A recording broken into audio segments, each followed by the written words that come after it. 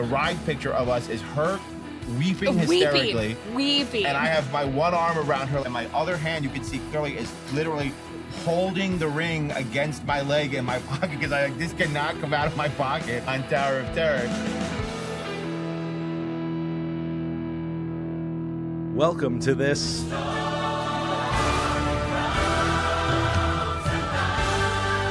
episode of the Mouse's Musings podcast. Of course, when we're talking happily ever after, of course, I'm talking about my happily ever after, which is Eileen. And for this episode, I am talking to a couple of people who found their happily ever after in each other and their family. And that is Matt and Krystle from the Married to a Disney Addict podcast.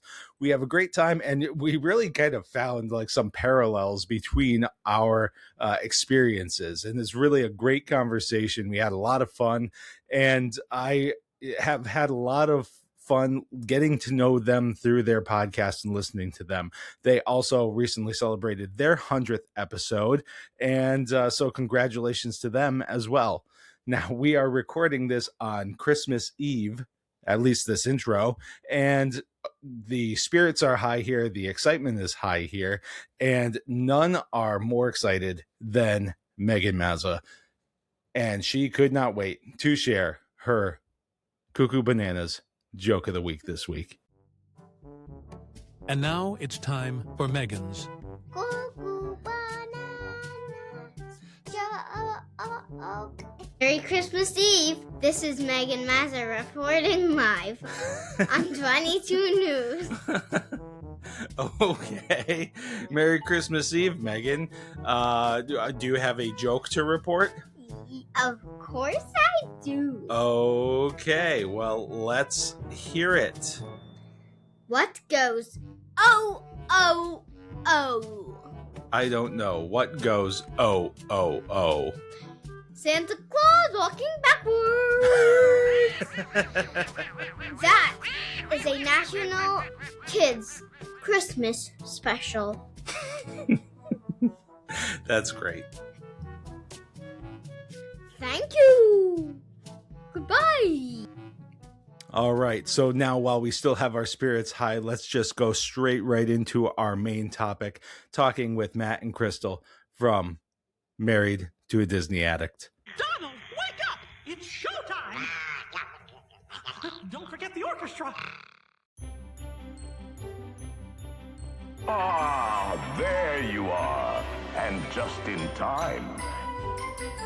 Mom says there's even more magical stuff now. For those of you standing, please hold on to the handrails throughout our journey and stay clear of the doors. Hang on to them hats and glasses, because this here's the wildest ride in the wilderness. And here we go!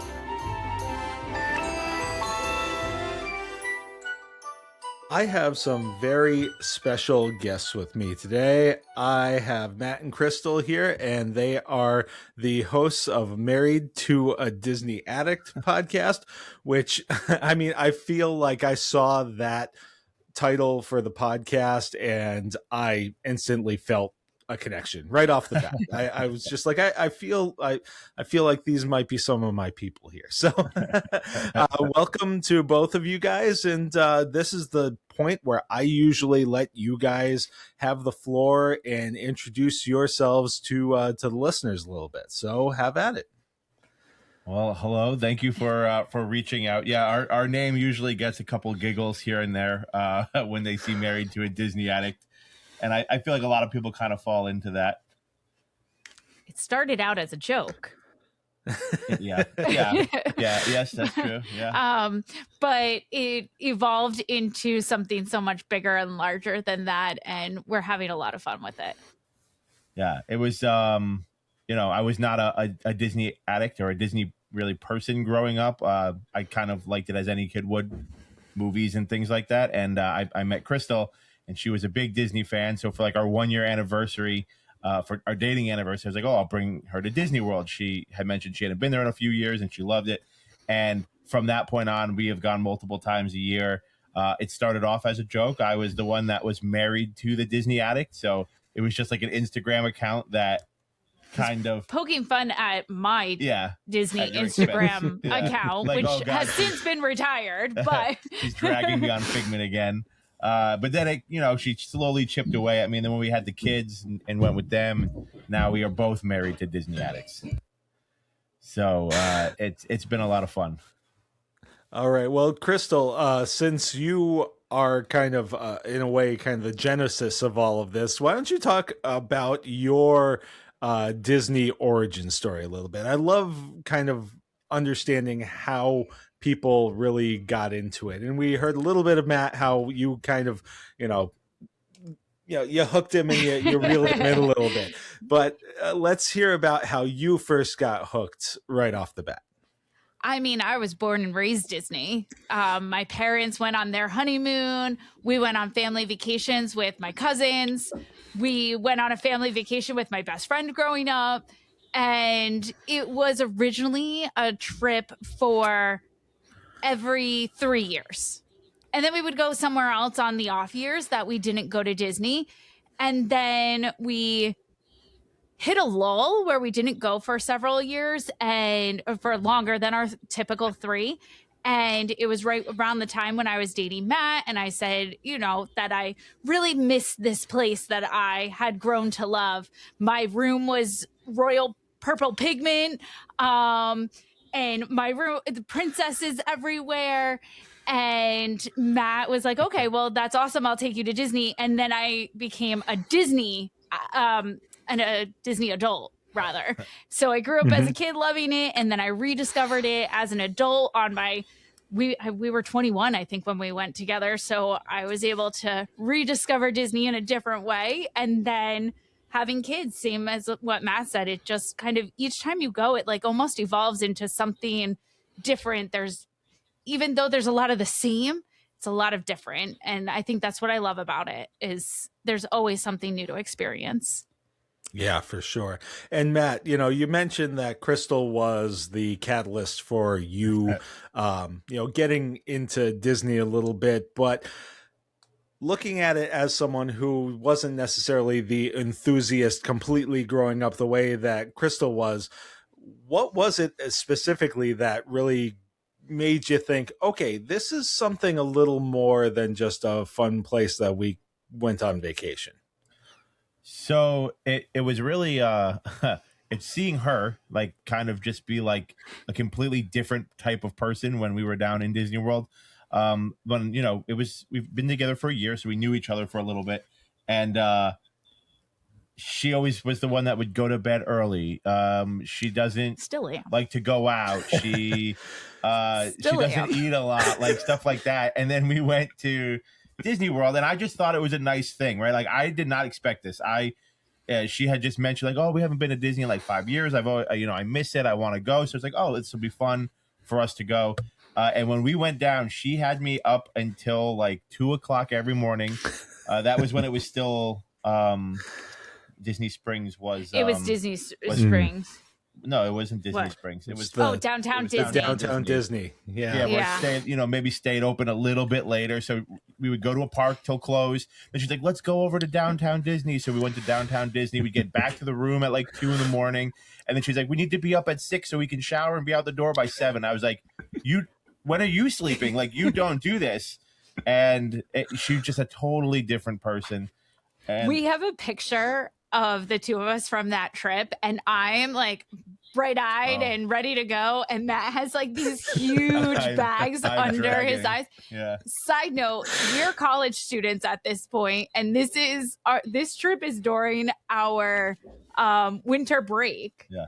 So we had just had our holiday season. We celebrated Christmas, had New Year's, and we flew out like maybe the next day. So there was like not a lot of sleeping during holiday break because, you're out doing a whole bunch of stuff. And then we went to Disney. And by the end, he was probably ready to go back to classes because he was like, I sleep more as a college student than I do living this social life that. Yeah. So, I mean, it was definitely, I had fun, right? Yeah. But it was more so because she seemed very happy. So I liked being around and giving that to her. And then it was funny because, like she's mentioned, her parents were kind of the origin of her, the catalyst that made her a Disney fan. So they hadn't been in a couple years, and her mom was the one who kind of got jealous. So she was like, well, we're going on a family Disney trip next year. So then they booked it, and we go quite it wasn't often. even next year, though. It was a few months later. We went in January, and we went August that year as a family vacation. So 6 months later, we're going to Disney again. And then they bought into DVC, and then your brother bought into DVC in a following trip, and then we bought into DVC. So it just kind of like snowballed. And, you know, the whole time I enjoyed it, you know, maybe I didn't like, you know, Small World and Magic Kingdom as much, but I love the World Showcase. I love Hollywood Studios. I enjoyed that stuff. But I think what really made me like the Disney Addict, where I'm like, this is what I want to do all the time because I love you. Believe me, you're a big part of it. But when we brought our son Lincoln, and just kind of seeing him be like, it was like the happiest place on earth, right? Like it was literally where he was just like, this is so much fun. Look what I'm with mom and dad. And now we bring our other son, Landry. And it's just so Lincoln much was 15 months when we first took him. And he was always a happy toddler at that point. But there was just something different about him down there. And we brought him 4 times within a 12-month block. He went at 15 months, 18 months, like 21 months. And it was just, and every time we go, it's like you said earlier, there's always something new. We have our favorites that we always, you know, go back to, but you can always experience it in a different way. And I feel like a lot of other places, you don't get that. Yeah. You really fall into like a comfort zone when you go to other places, which is great. But Disney's always, you know, evolving and changing, and there's so many things to do that it never feels dull. Right. Now, just so you guys have, some of my listeners are already aware of this, but so you guys have a little perspective where I'm coming from. I very much like Matt. I grew up with Disney movies and things like that. I enjoyed it. And then I grew up and got cool, and, you know, then it wasn't so much on my radar anymore. And then I met my wife, Eileen. And when we were preparing for our wedding and our honeymoon, we were planning all that stuff. She said, hey, how about we do Disney for our honeymoon? And I'm not a sit on the beach kind of guy. So I was just like, yeah, go somewhere, do something. This is a place that I had fun a couple of times when we went when I was a kid and such. We didn't go regularly, but we did go on a couple of family trips when I was growing up that, you know, stuck out in my mind. I was just like, yeah, that would be fun. Let's do that. And that was really like that first time when I saw it and saw how much fun she was having with it. And really how I realized that this was a place where I could be a little different than I present myself, you know, in everyday life. I can be a little looser, you know, and just kind of really kind of sunk into it and really understood that it's the same as it is with a lot of things. What you put into it is what you're going to get out of it, you know? Definitely. And I really allowed myself to kind of like get into it. But the one moment that really got me was on our honeymoon, the fireworks show at Magic Kingdom was still Wishes. And my favorite. Seeing Wishes was like one of those, you know, pinnacle moments. Yeah, and you know, it was one of those things where we kind of started going, we actually were just like, well, we'll do this every 5 years. And, you know, it'll be one of those things that we do on our anniversary, our 5, our 10, the milestones. And then we started finding other excuses to go in between there. You know, it's just like, okay, you got your master's, so we're going to go to Disney. And, you know, and then, you know, we talked with someone at DVC because at the time they were giving out free fast passes and there was the Sunday bar. So we were hooked right there. And, but we didn't sign on immediately. And then we found out that we're having our daughter Meghan, and it was really kind of like we're not going to go to Disney less with the kids. So you know, now we're in the DVC family as well. And, you know, we go fairly at least once a year. Some years we'll skip, like this upcoming year. We don't have a trip to Disney World planned because we're doing a Disney cruise. And we're actually also going to Europe over the summer. So we're going to go to Paris, and one of the days we're in Paris, we're going to Disneyland Paris. So you guys super excited about that too. You guys sound exactly like me and Krystle because we did it. So we bought she had been bugging me for DVC for a while. Well, when your brother and your mother both have DVC, we could use their points. Yes, but you got to be part of the club too. Well, so she had been bothering me for a while, and we went with Lincoln, and I was like, well, now I'm hooked, and I know we're going to come every year. So we bought our DVC points. But it's funny you might. So we're going on what cruise are you going on? What ship? We're going on the Destiny in February. Oh, nice. So we're doing the Destiny in August. Yeah. Oh, okay. And then it's funny because the following year we were like, oh, we can't go to Disney World because my sister is getting married, and right now her plan is to get married in Italy. So we're like, we're going to travel to Italy, and we can't. So the other day I turned to Krystle and go, well, we're going to fly to Europe. Like we could just on a train or something and go to Disneyland Paris for 2 or 3 days. So we might actually follow you guys and do the cruise and then do a trip to Disneyland Paris. That's awesome. That sounds great. So yeah, I mean, it's the one thing that, and I was listening to you guys, your 100th, by the way, 100th anniversary or 100th episode, you guys just celebrated. So congratulations on that as well. Thank you. I was just listening to that episode, and one of the things that you talked about, as part of your, podcasting journey was how awesome the community that you found with that has been. So I'd love to hear more about how the podcast got started and really how you guys have built that community that you talked so fondly about in that 100th episode. The community came first, really. Yeah. So the community was, again, Married to a Disney Addict just kind of started as me with an Instagram account thinking this was kind of funny. And then we realized like people were very much like, hey, that sounds like, me and my wife, or that sounds like my husband. He's definitely married. So we started chatting with people, and then we had like the Facebook group and where you can maybe do a little bit more communicating with people. And you would go live on our trips and share it. Stuff. And then people would respond and talk to us. At the beginning, it was just like particular people that would comment. So then our inner circle, we call it. And then I would take the phone from him because he'd be with Lincoln, and I'd be like, guys, I'm not really good at this. Yeah. And they'd be cheering me on. And then it just developed into those people being like my best friends now because they were cheering me on in my favorite place. And it was just so wild and mind blowing to me.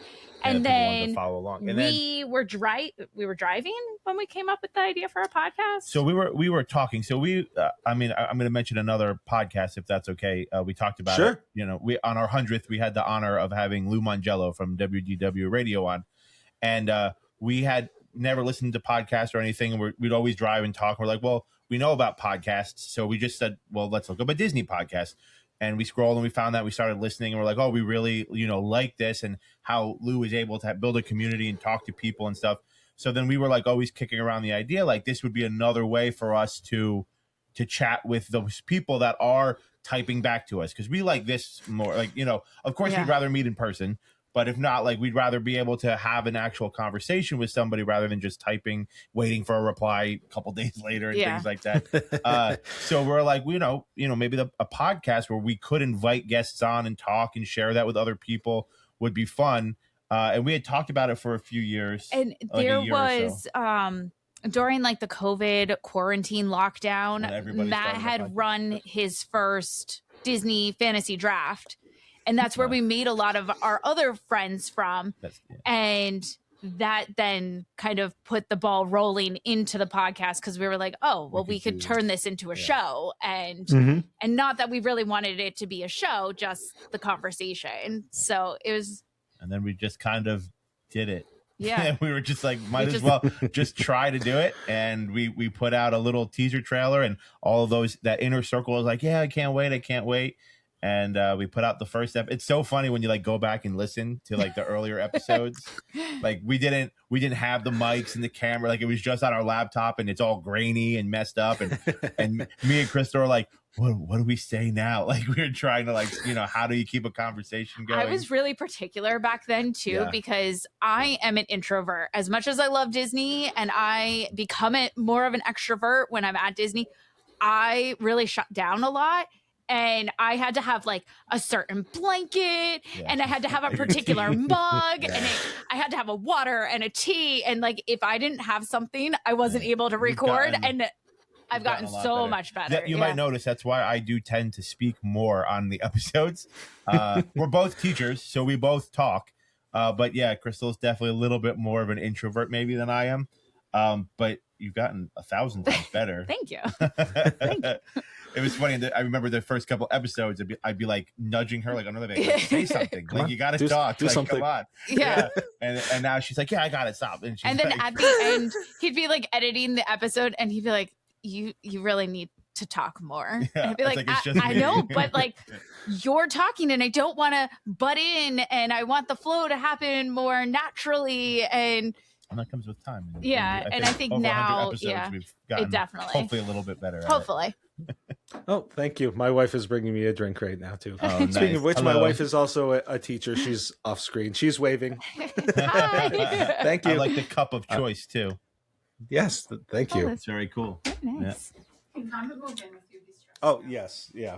And sorry, my dog is moving in too because he's stressed because he was left outside. So come on, buddy. Such is life with when you're recording a podcast with family. So yeah, oh yeah.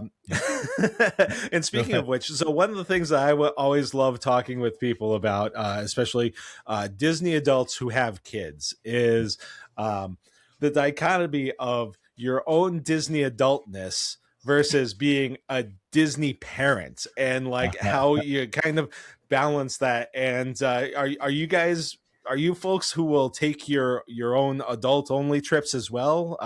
I know that we felt massive guilt the first time we did it, and after doing it, we're so glad that we had done it. But it still doesn't relieve any of the guilt. It's just a different kind of guilt now.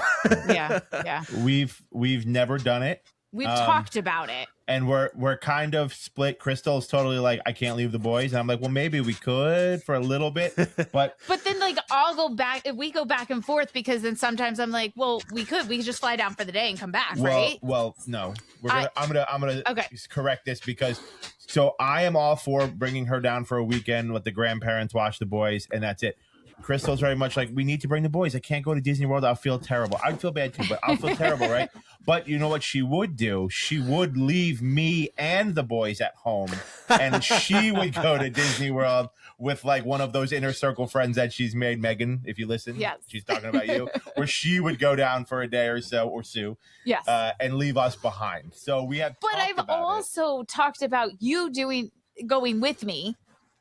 Yeah, after I say, oh, sure, you'll leave me by myself. Unfortunately. You have plans for a 40th with your BFF from high school. Yeah. And you want to go with... Unfortunately, Lincoln, who is our oldest, he'll notice. He's 8. He might actually murder us in our sleep. But he has very serious separation anxiety, and he would be really afraid that we would never come home. Like, he would watch us drive away, and then he would probably have anxiety the entire time we were gone. So he would also be upset because then he can't. So if you've listened to any of the episodes, he's sometimes a guest on the show. He likes to do he calls it RDA, Raising Disney Addicts. It's his little mini podcast that he takes over an episode. So he'd be like, wait, so now I can't go and get content for RDA. Yeah. Like, that's what he would say to us. Yeah. So Landry wouldn't notice. But he's still so little. He just turned 3 in November. So I don't know. I think a weekend. We did a weekend away for a wedding, and it was literally a single night. So we really haven't done much away from them, just in general. But yeah, it's something that we think about quite frequently, but we never really get to pull the plug on it. I would like to do it with you, but we could, we have time for that. Yeah. So when we get older, because I do love going with the boys. Like, I like seeing them. There are 2 boys. One of them we have a monitor. He's actually climbing up on the playroom shelf right now, and his brother's trying to pull him over. They are very much like to stop. No, leave me alone. Stop. And then they hug and they love each other. And they're like, no, leave. I need my space. And or Landry jumps on Lincoln, and they're like messing around. So when we get to go to Disney World, it's always like yay, we're both in Disney World and we're having fun and we're not going to yell at each other and beat each other up. And it's always like very, very good. So I'm sorry, we're laughing because we're watching them on the monitor, but it's a lot of fun to go with them. And I think one of the cool things, and I'm sure you might feel the same way. You always hear Disney parents bringing their kids, and it's not just Disney. I feel like our generation, we're very nostalgic when it comes to the things that we had and did when we were kids, right? Whether it be a toy, Disney, whatever. And we want our kids to do the same thing we did, where we try to introduce them to like I have Pokemon cards and now my son's into Pokemon cards, or I played baseball and he wants to play baseball, and like all this different stuff. And when I find myself when we go to Disney World, I'm like, oh, darling, I'm going to bring Lincoln to go build another Astro Droid in Galaxy's Edge. But he's got 5 of them already. Yeah, but there's a new one. It's for Lincoln. It's for Lincoln. It's not for me. And it's for me. It's for and I love it. It's like I get to use my kid and he loves them. He always wants to go, but I'm like, hey, I'm the one that gets to go build the droid with him, so I get to have fun too. Yeah. I agree with you. So I'm good taking the boys. That is so great that you get to share something, and we get to share something with our kids that is so important to us, and something that it's not just like we're going somewhere because we know that the kids are going to enjoy it, or we're dragging the kids somewhere because that we're going to enjoy, and we hope that they'll have a good enough time. That this is something that truly kids and parents can really connect on and really build upon the relationship that they have and really create traditions. I mean, I never once thought that my daughter and my family would have traditions surrounding Disney and Walt Disney World, but here we are. And it's amazing the way that a place and the way that place can make you feel can have such a profound effect and impact on your family and those dynamics. Yeah, definitely. Yeah, I mean, and that's part of the reason we do this with the podcast as well, because we only get to go. We try to go at least once a year. Sometimes we try to sneak another one in, but we're not local, right? We don't get the opportunity to just say, hey, tonight I want to drive over to Magic Kingdom and walk around, right? But you do the podcast, and every week for an hour or two, we get to talk to somebody about Disney, or Lincoln joins us and he gets to talk about Disney, and we see our friends and things like that. So Disney's definitely a place, like you said, that kind of facilitates that type of relationship. It's why we do this. Yeah.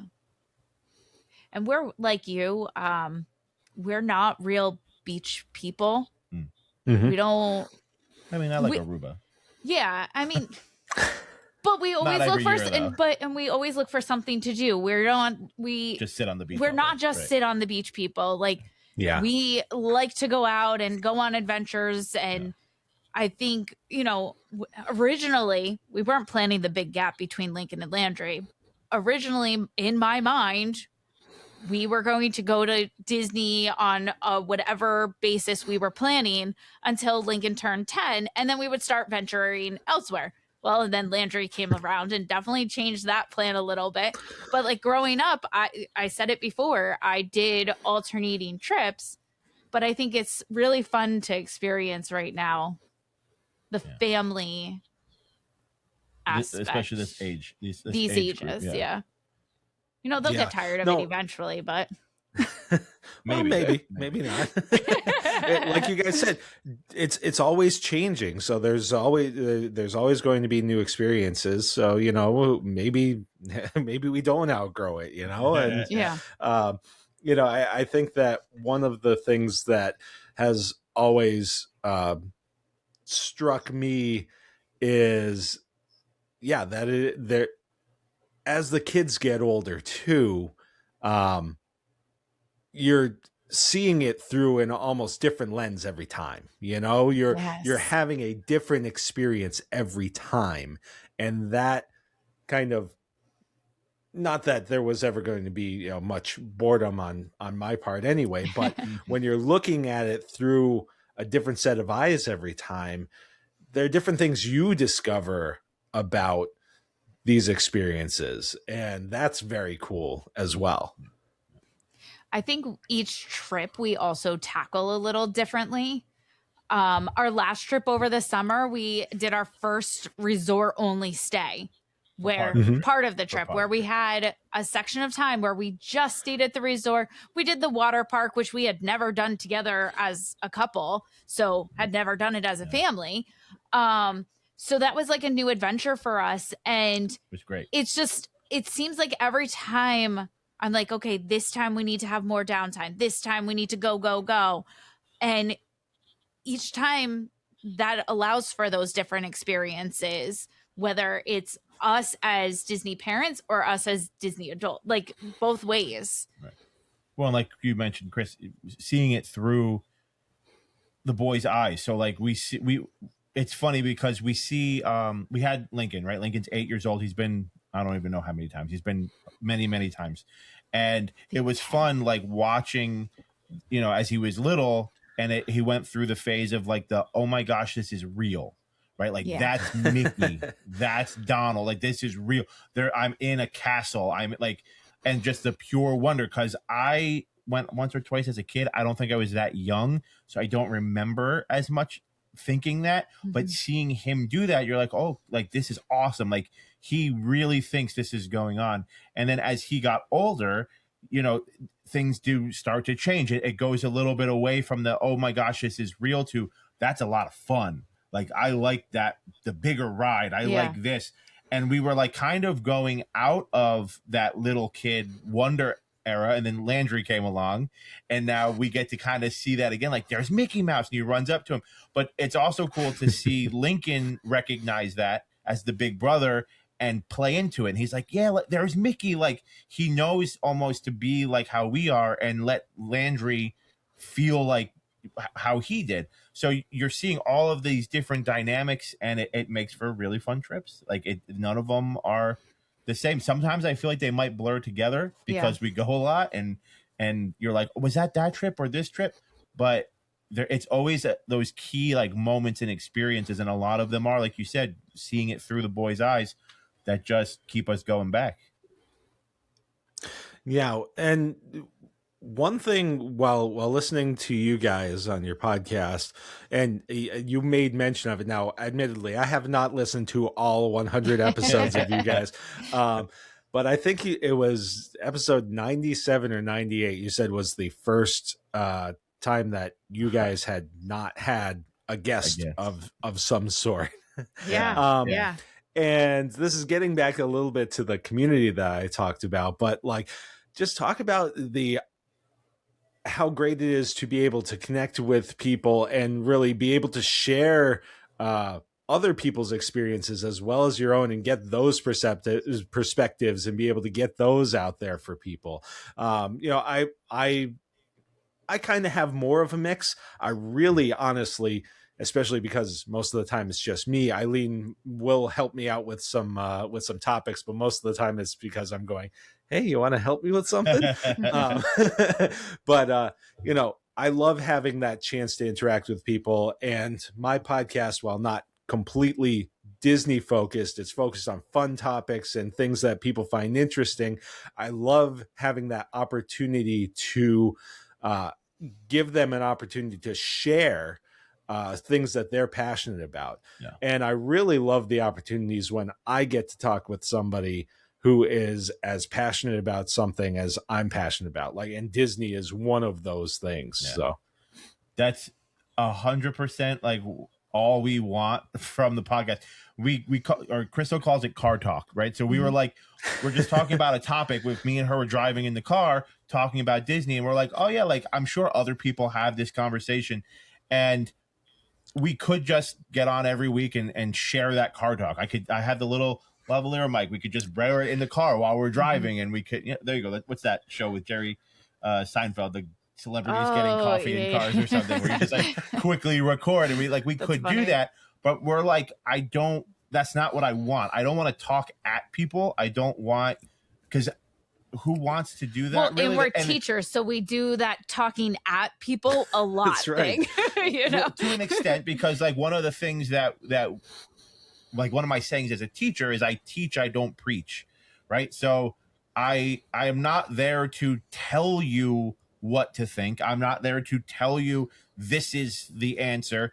I'm there to teach you to figure that out for yourself, right? And that's kind of what we want the podcast to be. It's not me telling you what's the best, right? Or it's not me telling you this is how you should do your vacation.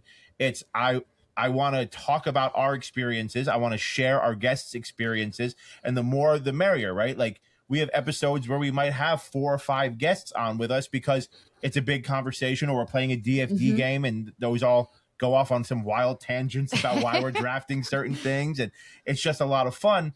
And it gives people, it's more conversational, like you said. It seems more natural than just me sitting behind a microphone with Krystle and then us going back and forth and talking at the computer screen. So we always want guests on the show. You're right. I think it was episode 98, maybe 97, 98, where we did do our first ever one where it was just me and Krystle, but it was still me and Krystle, so we could play off of each other. right? And we still weren't directly just like spewing information about a topic. We were like, well, let's play like the Newlywed Game, where we had AI and our friends come up with different Disney questions that we would ask each other about each other. So like, which one do I think you would pick, right? That was the whole concept of it.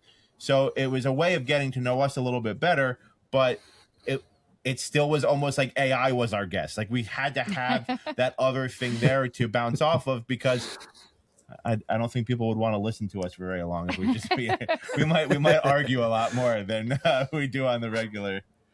But it's all about the community. And then the big thing really for us now is that transfer from even just this to meeting everybody in person and vacationing together and doing, you know, not just talking about our favorite place, but experiencing our favorite place. So we've been very lucky over the last like 2 or 3 trips where it's lined up with people that we know. So like our friend Meghan, our very good friend and the sponsor of our show, Sue, like she's come on vacation. Friends from over in the United Kingdom, the Great British Mickey Waffle, they were all there, and they were like, oh, you got to come. And we went to the Rose and Crown and had a drink with everybody. And we had Randall drive up from Tampa just so he could see us for an hour. Yeah. It wasn't even to see us to ride Guardians he of the just wanted Galaxy, to ride Guardians of the Galaxy, the Walt statue, and have lunch, and then he went. And then he went on his way, and it was just, you know, we've been very fortunate.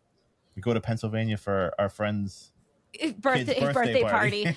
We've been very fortunate that the guests that we've had on the show have become real life friends. And actually, Meghan, who's been on our show numerous times, we've mentioned her several times tonight, she just texted me that she got the Figment sweater from one of our other friends for Christmas, and she had actually bought it for me. So it's like, here we are creating a show, but then making lifelong friends through it. And that's why if you listen, you'll notice the same names keep coming back, because we always, that once you're on, even if you're never on, everybody's always welcome. We'd love, Chris, we'd love you to come on. Like everybody's always welcome to be on the podcast. And like, as soon as you're a guest on the show, we put you into like a separate Facebook Messenger group with all of the guests. And everybody's always sharing, like, oh, I'll be in Disney here. Look at this. Look what I just got. Look at this picture. Like, what do you guys think about this? And it's not even just Disney related. It's life. Sometimes, yeah, it's just life. Like one of our friends just posted a picture of his house decorated for Christmas, and another friend was, what were they talking about the other day? Oh, the Christmas trees. The what are they? The tasty cakes. There was a whole big conversation about the tasty cakes. Yeah. But they're talking to each other, and like we created that, and it's just rewarding. Yeah, that's very cool. Yeah. So one thing that I get a lot, and I mean, I'll readily admit that people profile me a lot, and you know, right now I'm sitting here wearing a Disney Christmas shirt, so you know, it's no surprise to anybody right now that I'm a Disney fan. But in my normal life, a lot of times people are surprised when they look at me as, I'm 6 feet, 200 and whatever pounds. And, I've got the Disney stickers on my car. And then when I get out of the car, people are a little surprised to see who's getting out of that car, and I do get the question a lot, like, about like, why Disney? And I usually try to like tell a story, I'll usually just, because I can say, oh, well, the immersiveness is great and blah, blah, blah. But usually I'm able to encapsulate it best when I'm giving a real life scenario as to why this connected with me so well. And I'm always curious to hear what other people's stories are. What are those go-to stories when somebody is asking you, why Disney, or, what has made this so special? Do you have any go-to stories or things that come to mind immediately that you just say, this is how I'm going to sell you on this? So I have two, and they both involve you. Oh, so one goes back to that very first trip, and I mentioned earlier that she likes to go to bed earlier. She's not really doesn't want to go out and about, and I also mentioned briefly that she doesn't eat a lot. Well, we went on our first trip. We went to Cape May Cafe for dinner, and it was when they had prior to them removing the crab legs from being like just included. So we went to this place, and I am not a seafood person, but Krystle is. And I can't even tell you how many buckets of seafood, because they served them in like these silver buckets of seafood she brought back. And I like went up once or twice to the buffet, and I was eating the non-seafood stuff, and I'm sitting there and I'm like, all right. And she's going up for like her third bucket, her fourth bucket, her fifth bucket. I'm like, you're literally where eating are you putting buckets this? of food. So, and that goes back to the whole point of like, I like going because it makes her happy. She feels like she can be whatever she wants. She can do whatever she wants because it's like the safe place. It's home. It's where she feels herself. So we always, I always bring that story up because I think it's kind of funny. And then the other one would be when she had always told me she wanted to be proposed to in Disney World. And she gave me very strict guidelines. She was like, it was very specific. I've always wanted to get engaged on Main Street in front of the castle with my family around. Like, that's what I want. And I was like, oh boy, well, if that's what you've been thinking of like your whole life, I can't like not do that if I'm going to propose. So I got the ring. I knew we were going. I even remember asking in quotation marks, asking her dad, telling, because I went up like the day before we were going to leave, because this was one of the trips where the family was going because that's what she wanted. And we're loading the luggage into the car, and Chris was like, oh, I'm going to go take a shower real quick. I'm like, well, this is the only opportunity I had all weekend where you weren't next to me. So I like, hey, just so you know, I'm going to propose to Krystle when we're in Disney. And he laughed. He's like, okay. And we go, and I didn't plan the trip. I had no say in where we were going. All I know is I had the ring in my pocket, and I knew I had to go to Magic Kingdom. And I did not know when we were going to Magic Kingdom. So I had the ring in my pocket for a whole day, and we never went to Magic Kingdom. And I was like, oh my gosh. Then the next day they go, we're going to go to Magic Kingdom. I'm like, yes, but we're going to go to Hollywood Studios first. I'm like, okay. So I have the ring in my pocket. I took it out of the box because I didn't want the box to give it away in my pocket. So we go to Hollywood Studios, and now she's terrified of Tower of Terror. Terrified. And for some reason, knowing I was going to propose, like her family decided we're going to go on Tower of Terror and convinced her to go on Tower of Terror. So there's the picture, the ride picture of us is her weeping hysterically. Weeping. And I have my one arm around her, like trying to console her. And my other hand, you can see clearly, is literally holding the ring against my leg in my pocket, because I like, this cannot come out of my pocket on Tower of Terror. And then we had to go downstairs and try to make you happy. And then we went to Magic Kingdom, and I kind of chickened out. I was like, I can't do it in the middle of Main Street. But before they redid everything, when you head towards Tomorrowland where the popcorn stand is, that used to not be there. There was just like this little alcove. And there was like one of the photo pass people. There was like seating down there. It was down. But the castle's in the background, and there was like a photographer there. And I go, hey, let's go take some pictures. And as I walk up, I just go, I'm going to propose. And the guy like winks. We went up. he took like 100 pictures. I proposed. Her family was right there. I was like, this is good enough. The castle's there. We're in Magic Kingdom. The family's here. You have your pictures. And yeah, so those are like my go-to ones where I'm like, these are the things that really start, when you have those types of milestones, I guess, in Disney, it's hard to disassociate from Disney. Like, you're like, this will always have special meaning to us. You mentioned you did your honeymoon there. We did our honeymoon there. Like, you can't, it was Lincoln's first trip. Like, you can't, you will always be connected. You'll always be connected. I don't know what to follow that up with. I mean, Lincoln's first, no, not even Lincoln's first trip. Lincoln's second trip. He was 18 months old, had never been on the ferry before. Somehow we're on the ferry and we're going over to Magic Kingdom, and Matt and Lincoln like stick their head out the ferry window. I'm taking pictures of them, and Lincoln, not knowing where we were going, because we really didn't talk to him about it. We just packed our bags and went to Disney, and he just goes, Disney World. And we both were like, oh my God, first off, you're 18 months and you're saying Disney World. And second, how do you know that's where we were? Like, you had no clues before that. Like, it was so mind blowing to me that he was able to remember that location from a different location, just seeing the castle with the train in the background. And there's just been so many stories like that bring it. I mean, we took my aunt for a cancer trip, and that just like, even just watching her sit on Main Street and her just enjoy the atmosphere was just, it's magical. Yeah. Yeah, I've got a couple that I hope you'll indulge me as I share. One of them is kind of the adult story, but on our honeymoon, Eileen and I got to be in Mickey's Jam and Jungle Parade at Animal Kingdom. Nice. We were walking through Animal Kingdom. We had the bride and groom ears on and the buttons, and a cast member just stopped us as we're just walking through and said, it's congratulations, etc. And we said thank you, and he said, would you like to be in a parade? And I thought he was joking, so I kind of like laughed it off. And he says, no, really, would you like to be in a parade?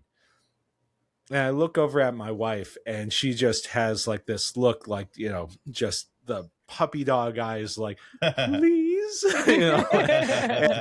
I knew, not that I was going to say no, but I knew that there was absolutely no way that I could say no. And so he was just like, yeah, show up at this time and, at this place, and we'll get you all set up. So, we got to go backstage, and, they fitted us with the, like the safari vests, and they loaded us onto a vehicle. And who's behind us on the vehicle but Mickey Mouse?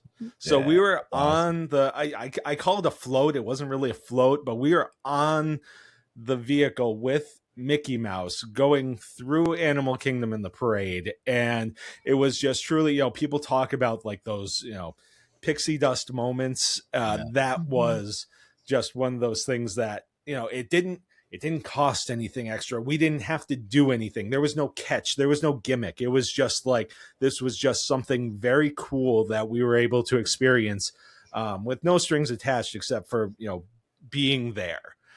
So that's one that's always stuck out with me, like for me and Eileen.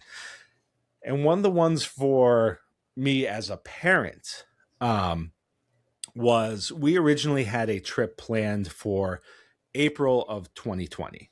And of course, the world shut down in March of 2020. So we had to put off that trip, among 1,000 other things that happened in that time period. And we rescheduled the trip for the day after Christmas. December 26th, 2020, we were on an airplane going to Disney, because there's a finite amount of time that they would let you extend your trip out, etc. We're still super nervous about whether or not this was the right idea. We did a ton of research and everything. We weren't sure. Disney made us feel super safe about everything. And we were at Magic Kingdom and we were getting ready to leave, and our daughter was, just over 2 at the time, and she was super convinced that as we were leaving, she was just like, "No, we've got to see the friends." She would refer to them as the friends. We've got to see the friends one more time, and we were just like trying to convince her that it just might not happen. Like this may be it for the night. We may be done. We're leaving the park, and sure enough, there they were up on the train station waving goodbye to everybody. Now, we didn't know what pandemic Disney was going to be like at all. So and she was and this was at the time, even when we were outdoors, everybody was still masked, and but you could just see in her eyes. I think that the mask even like helped accentuate the excitement in her eyes. Yeah. And Eileen had her kind of like holding her like this so that she could see above everybody. And I've got this picture of her hands are on her head and her eyes are wide, and she was literally like leaping out of my wife's arms. I love that so much. But it was one of those moments where, with everything that had gone on over the past, several months, my wife dealing with remote teaching while we had a 2-year-old at home, and I was still working but not sure what furloughs were looking like, all of these things going on. We were in this place where in that moment everything was perfect, and everything felt like it was going to be okay. And that's why you do Disney. For a second. Exactly, and that's why I do Disney. It is. That's a really symbolic moment that really encapsulates how I feel when I'm there. It's a place where everything's okay, and I'm there with my family, and even if everything's not perfect, it's the perfect place for me to be at that moment. So yeah, can't relate to that. I mean, I was just like, oh yeah, we've got a couple of teachers here, so they're gonna relate to at least a little part of this when I'm talking about setting up I set up a TV in our office so that when my wife was looking at her students, she wasn't looking at them on a laptop screen, that she could actually kind of like see them, and just like basically transforming our lives and such. So that's one that's always stood out for me. So and obviously, clearly, as you can see, still makes me emotional. I love that. I know Matt said it before, but we're seeing so many similarities.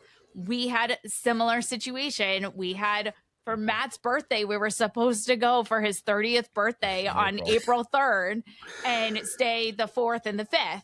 So we would be there on the 4th for his birthday. And obviously that trip got canceled. And actually, for the good almost, because we like to look for the good in things, and that's what connected us with Sue, that then eventually led to us streaming our trip, because we wanted to help travel agents, because here we are, teachers, and we have a guaranteed job, and we have a 3-year-old who just lost out on his Disney trip. He hasn't seen family in how many months. So we planned a trip for the following April, and we were actually there the last week that you had to wear masks, I think, outside. We were there on the day that you were able to take them off outside. For pictures. You could take them off for pictures, yeah. So we have pictures of us with masks on and pictures with masks off. So I kind of love that we have that. But that trip, we were streaming on Facebook our experience there. And that's when our friends who are now friends started commenting and asking us how we felt. And you're exactly right. We felt so safe there. I didn't feel safe at Newark Airport. But I felt safe at Disney World. It was just a very different thing. And everything melts away while you're there. I mentioned that we took my aunt for a cancer trip, and like that was her time to just kind of forget about everything. She didn't have to have a treatment. She was able to just sit on Main Street and look at the beauty. And I said it before, it's just such a magical place. And whether you believe that pixie dust happens for a reason or what have you, you don't even need the pixie dust. You can just enjoy it. Yeah. Now, I know I'm going to get upside down too. All right. So we're recording this on, well, some people it's Christmas Eve. For others, it's Festivus. We are rapidly approaching Christmas and, of course, rapidly approaching the New Year. So one thing that I thought would be interesting is to make some Disney resolutions. And I thought that one that was a personal resolution would, of course, be great, but also kind of on more of a hypothetical level. Say you were in charge of Disney. You were assuming the head job. Resolution on one thing that you would do, that you would have Disney do in 2026. All right, so I get to you get to go kick first. Bobby Iges over for a second and take over is what we're saying. Yes. All right. So we were chatting a little bit about that one, before we got on, and we were like, oh, like we could say we're opening the fifth gate. We could do like all these crazy things, but we're like, we could also do something that I feel like could just be done. It's more realistic. And it's to bring back, I don't want to say like the extras, but like the Disney, I want to bring back the level of like customer service that Disney had, I'll say 6-7 years ago, and that does include extras, right? Like we love cast members. I'm not talking about cast members. I'm talking about Magical Express, shipping stuff to your hotel room from the parks or to your house from the parks to kind of take that, that extra burden off from you. The Streetmosphere, right? Yeah. Like the live entertainment, the citizens on Sunset, and like all those little things that the things that I felt like when I was falling in love with Disney that made it different from all of the other places, right?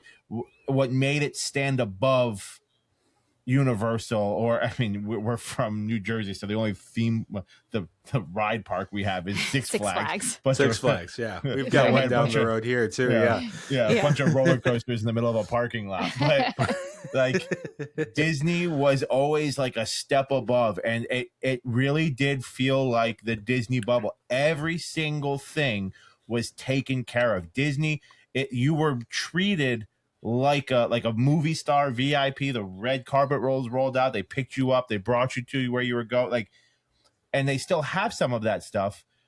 And I understand, things change, and you have to kind of evolve with the times or whatever.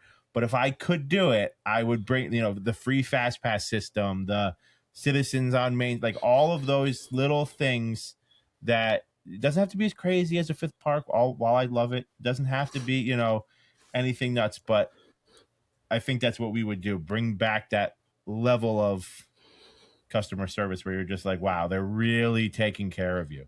Yeah. Do I get my own? Yeah.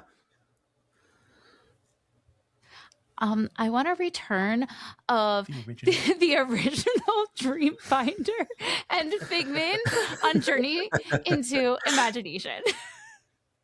It's like a running joke. It's just, yeah. It's a running joke on the show. It is her favorite attraction of all time, and she finds a way to bring it up almost every episode on the show. I do. I literally do. Original, so I just figured this was an opportunity. I might as well take it. Yeah, you got to seize those moments. Because one day, Bobby Iges will hear me and he'll do it for me. Listen, Well, everybody if it that we happens talk to be agrees while with listening you. to this podcast, I want I'll be very surprised. But Crossing fingers. so, in terms of things that I would do if I was, if I was Bob Iger for a day, it's a really kind of niche one a little bit, but I would bring back the Star Wars races for the Run Disney. My wife and I have done some Run Disney races with February vacation. Being a teacher, we're limited in when we can travel. Right. That tends to be the princess ones are the ones that we've done. But there was one trip that we were on where we had actually contemplated before going down, should we do there was a Star Wars 10K, like the day that we were leaving. We were getting on an airplane that day. And we decided that, we don't really want to be up at, 3 a.m. to run at 5, to run 6 miles, to then have to go and get on an airplane. Right. So we didn't.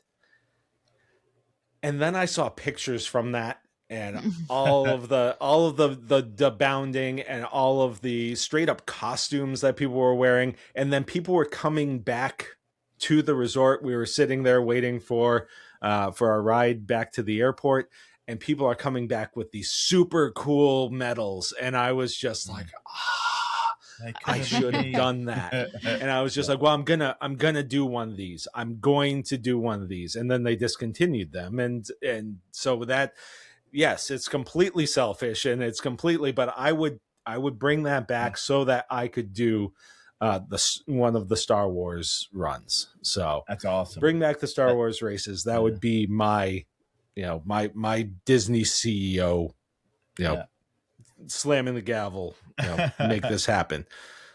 I would love to see those weekends. You said like the Star Wars weekends, Star Wars weekend, like the big fan events and stuff. I'm a huge Star Wars fan, so I would love to have been able to experience something like that. I know we have Galaxy's Edge now, but it's not the same feeling. Like you saw all the old videos of like Vader and stormtroopers just like having dance-offs and like all this crazy stuff. And I would even just go back to that. I mean, that's part of your Streetmosphere return. Yeah. Did you ever experience the Imperial March from up Hollywood? And it just the hearing that dun dun dun, it, like, and everyone would just freeze, and it was like that.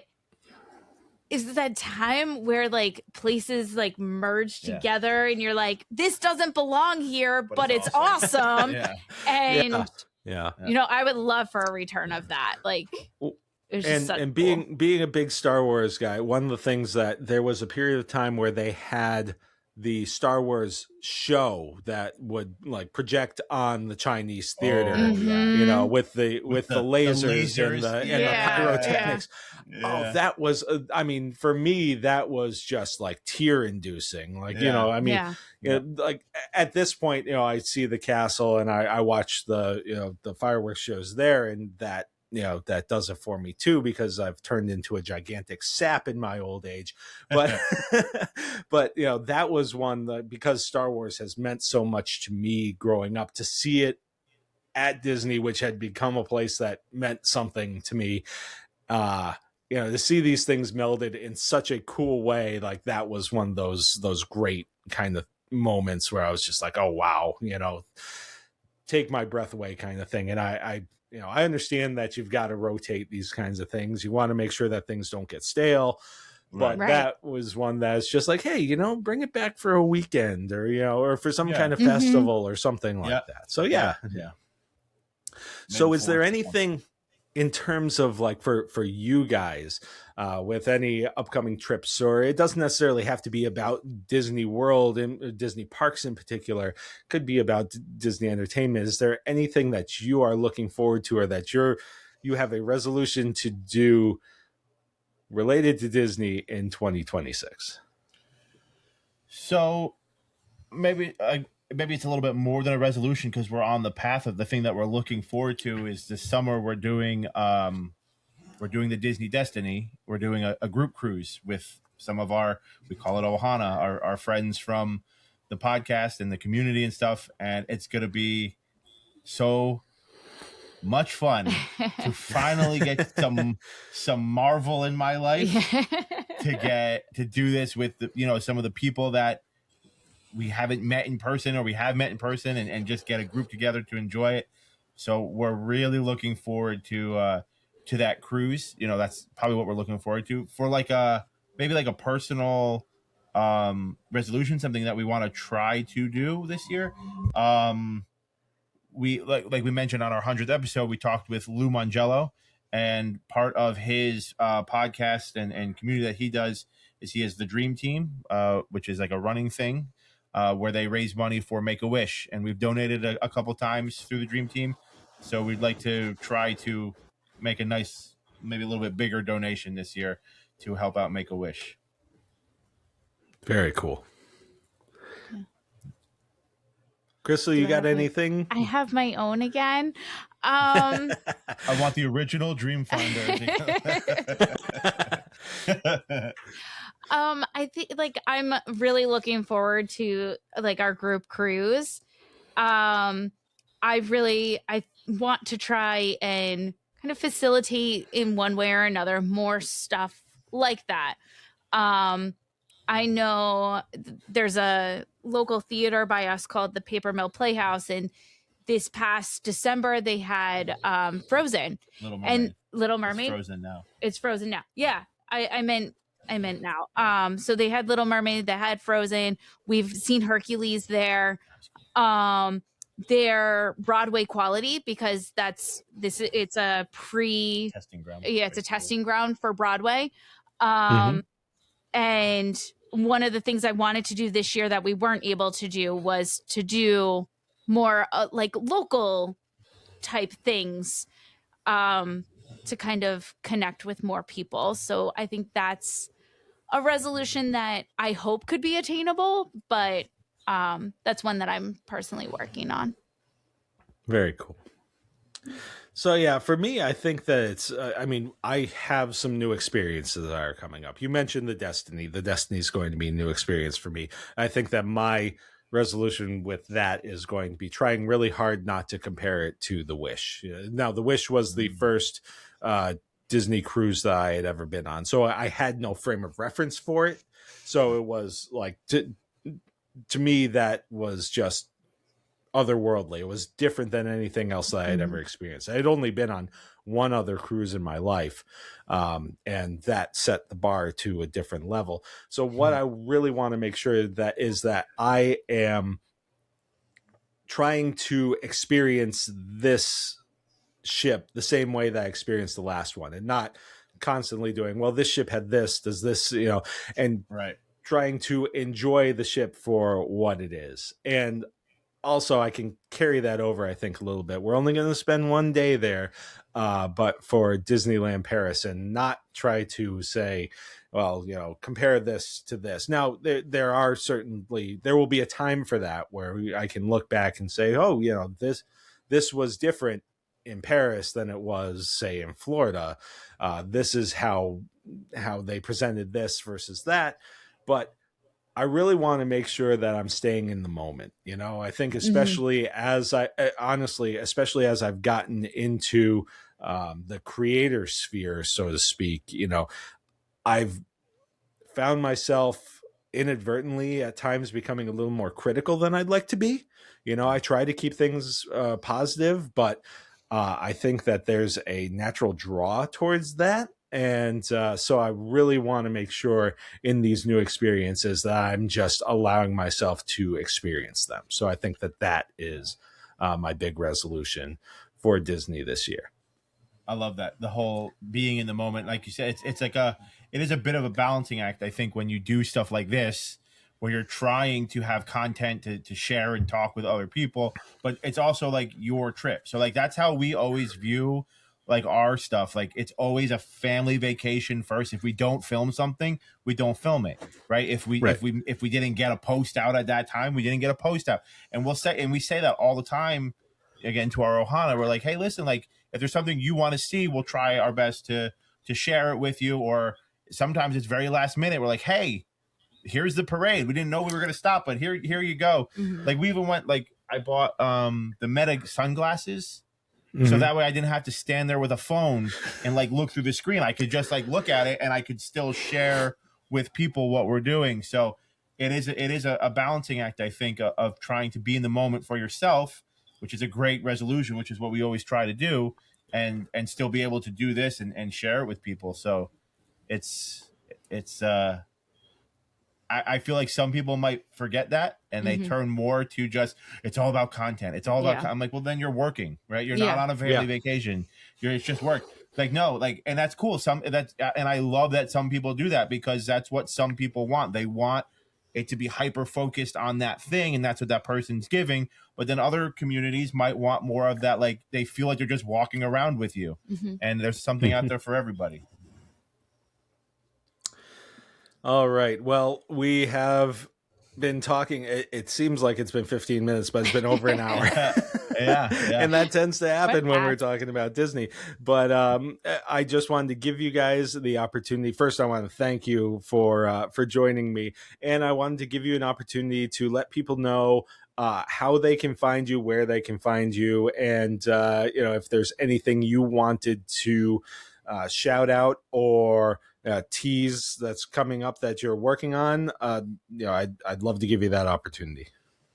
Well, first, thank you for reaching out to us and inviting us on your show. This was a lot of fun, and hopefully that won't be it. We'll be able to talk more, and you'll come on our show, and we'll maybe see you in Disney World sometime too.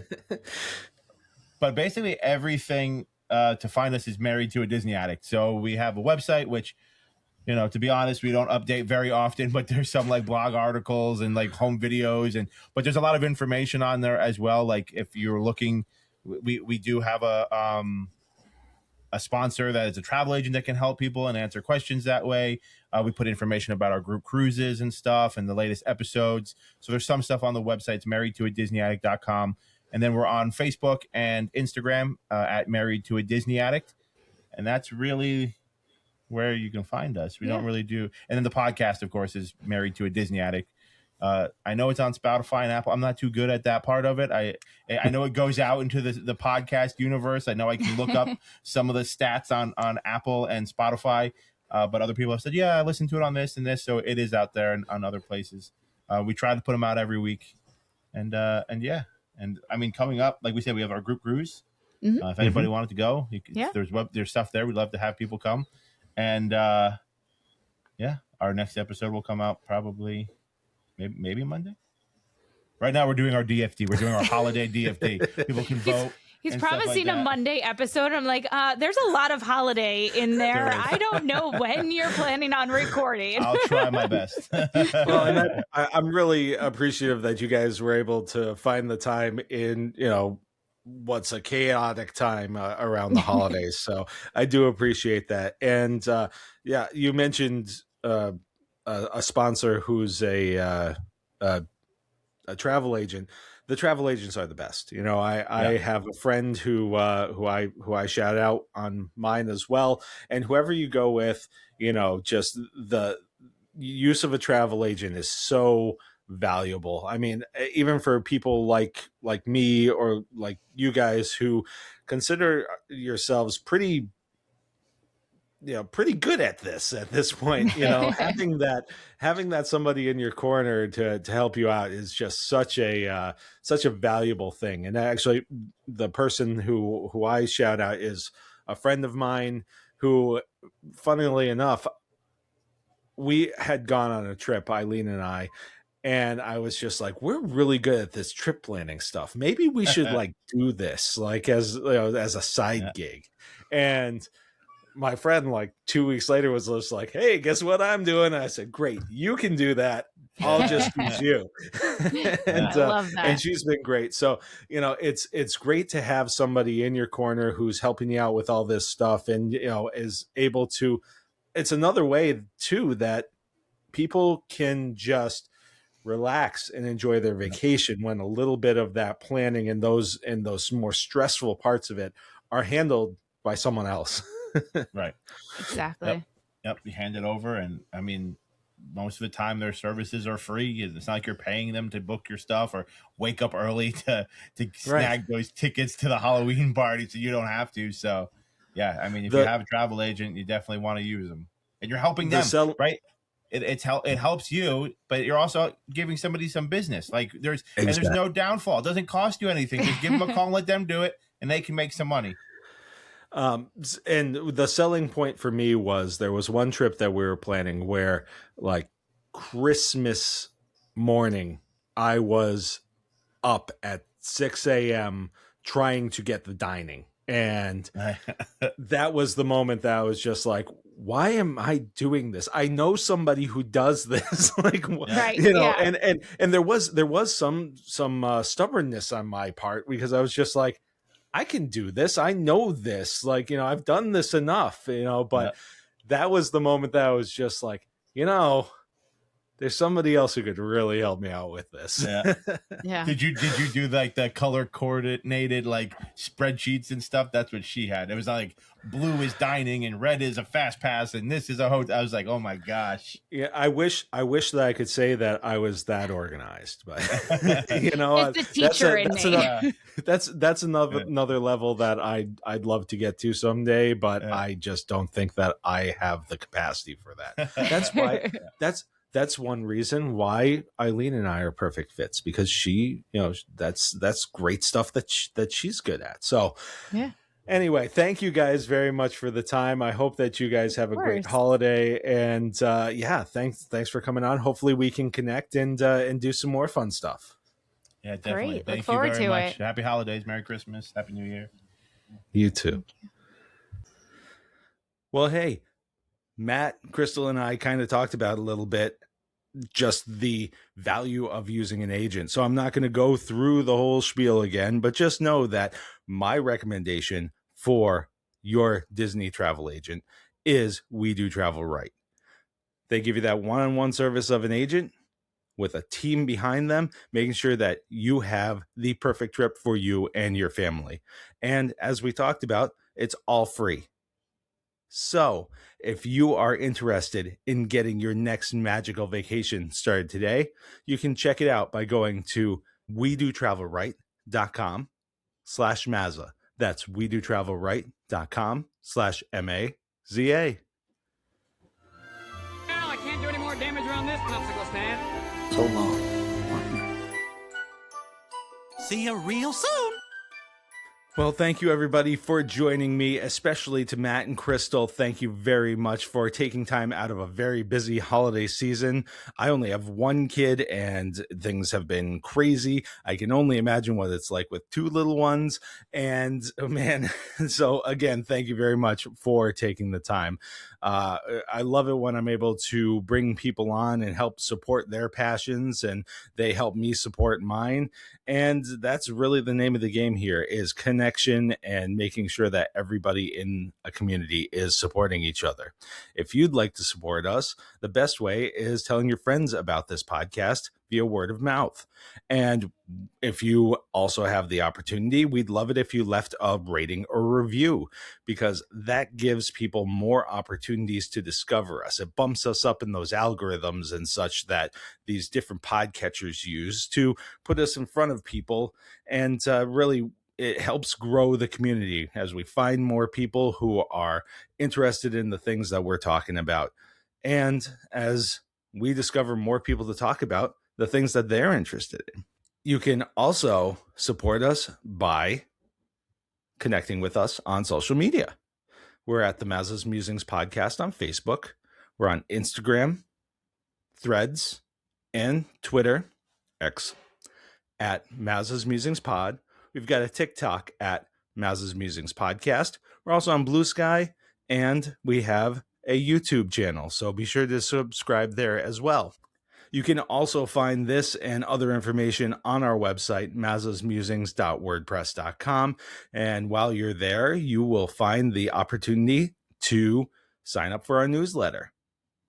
And the newsletter comes in your inbox once a week and just basically gives you the opportunity to find out about some of the things that are coming up, some of the things you might have missed.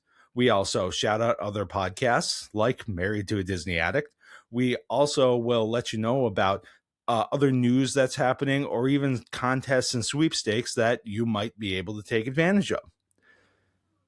And while you're on the website, going through all the past episodes and finding out more about me and this podcast, you also have the opportunity to bump up your support even just a little bit more by buying us a Blue Milk. And buying us a Blue Milk is just a small, obligation-free way to show your appreciation and help us with some of the small monetary costs that go into putting this podcast together. Whether this is your first time listening or you're buying us Blue Milk or anything in between, of course, we appreciate it all. And as always, I hope you have a great weekend and a great week. And I hope those who celebrate have a very Merry Christmas. And I hope everybody has a great New Year as well.